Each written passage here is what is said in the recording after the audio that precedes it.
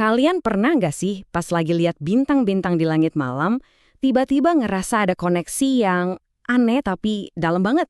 Nah, Carl Sagan juga ngerasain itu. Dan lewat karyanya yang luar biasa, The Cosmic Connection, dia ngajak kita buat benar-benar paham hubungan sejati kita dengan kosmos. Dengerin deh kalimat ini. Ini bukan cuma kata-kata puitis loh.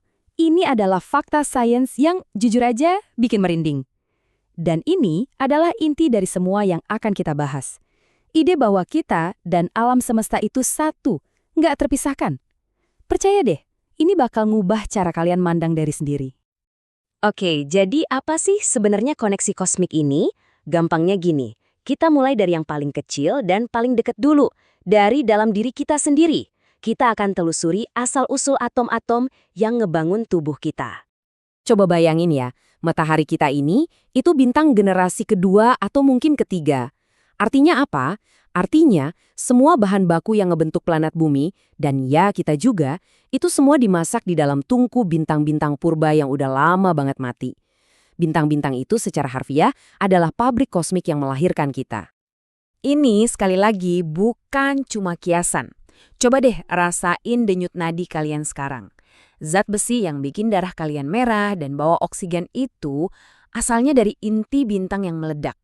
Kalsium di tulang dan gigi kalian, karbon di DNA kalian, semuanya itu produk dari dapur bintang miliaran tahun lalu. Jadi ya, kita ini sebenarnya alam semesta yang bisa jalan dan mikir. Luar biasa kan? Nah, setelah kita bercermin ke dalam diri, sekarang kita lihat keluar.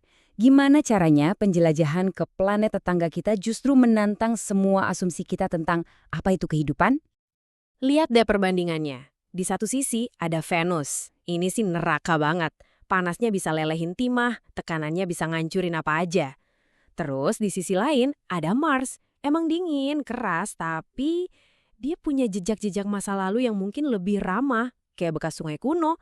Ini benar-benar ngingetin kita betapa spesial dan berharganya kondisi di planet kita ini. Perbedaan yang ekstrim ini ngebawa kita ke satu ide keren dari Sagan, Chauvinisme. Maksudnya gini, kita tuh sering banget mikir kalau kehidupan di luar sana pasti mirip sama kita. Butuh oksigen, butuh suhu yang enak. Padahal Sagan ngingetin kita, kehidupan di bumi aja dulu pernah ada loh tanpa oksigen. Jangan-jangan imajinasi kita aja nih yang kurang liar? Oke, kita udah ngintip tetangga kita. Sekarang, mari kita bahas salah satu momen paling keren dalam sejarah manusia. Waktu kita pertama kali coba ngirim surat ke lautan bintang yang luas banget. Ini dia, Pioneer 10. Dia bawa plakat emas kecil ini. Ini bukan sembarang plakat. Ini tuh kayak kartu ucapan pertama dari umat manusia ke alam semesta. Sebuah pesan dalam botol yang kita lempar ke kosmos, berharap suatu hari nanti ada yang menemukannya. Coba deh berhenti sejenak dan pikirin ini. Kalau kalian disuruh bikin satu pesan buat makhluk cerdas yang kita nggak tahu sama sekali bentuknya kayak apa, kalian mau ngirim gambar apa? Pesan apa? Susah kan? Nah, itulah tantangan raksasa yang dihadapi para perancangnya waktu itu. Gimana cara ngerangkum satu spesies cuma dalam satu gambar? Dan reaksinya di bumi? Wah, macem-macem banget.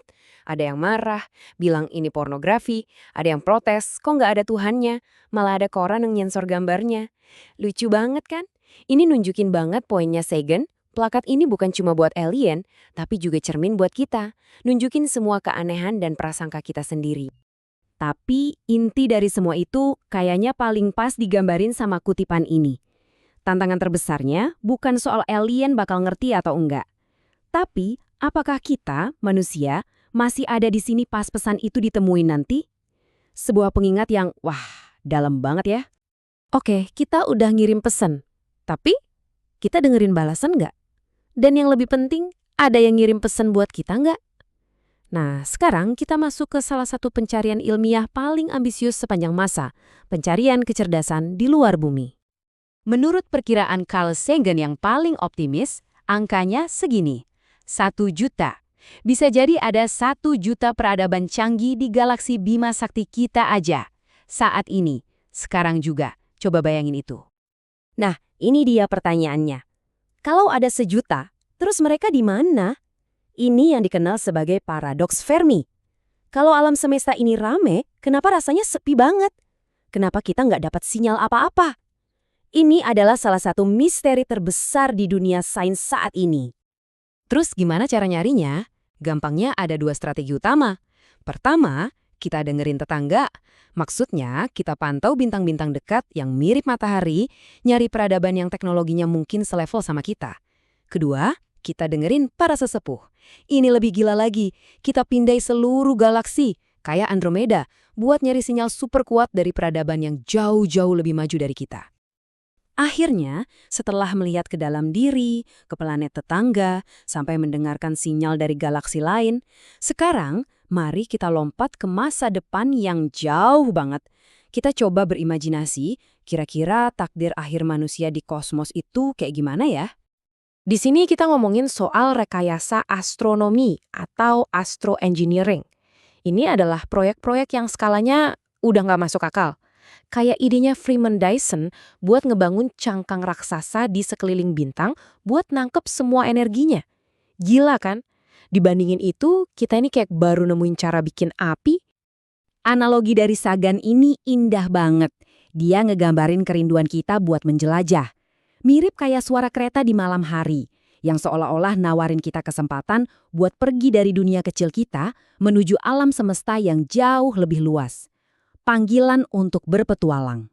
Dan kita tutup dengan pertanyaan ini. Apakah kita, para manusia bintang ini, suatu saat nanti bakal beneran naik kereta malam itu dan kembali ke bintang-bintang? Apakah takdir kita memang untuk menyebar ke seluruh kosmos, kembali ke tempat asal kita? Nah, itu pertanyaan buat kita renungin bareng-bareng.